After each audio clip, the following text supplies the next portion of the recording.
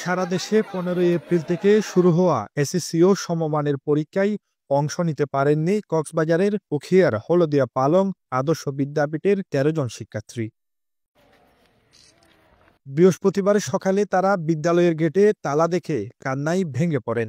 প্রবেশপত্র না পেয়ে সড়ক অবরোধ করে বিক্ষোভ শুরু করে শিক্ষার্থীরা।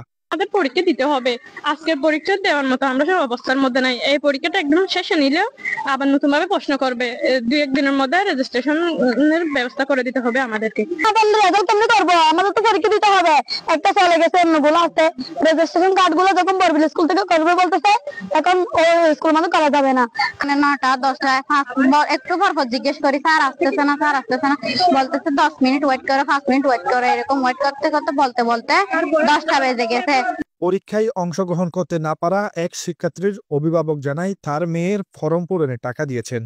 সকালে প্রবেশপত্র দেওয়ার কথা থাকলেও স্কুলে এসে তালাবদ্ধ দেখে এবং প্রধান শিক্ষক পলায়নের খবর পান।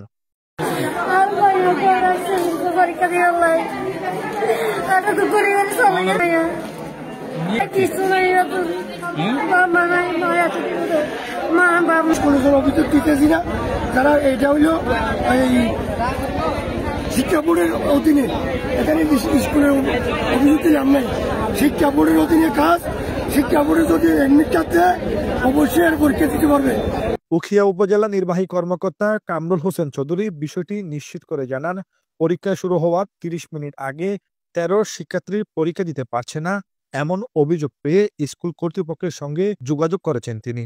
পরে ঊর্ধ্বতন কর্মকর্তাদের সঙ্গে যোগাযোগ করে চট্টগ্রাম বোর্ডে ফরম পূরণ করা হয়নি বলেও জানান এই কর্মকর্তা।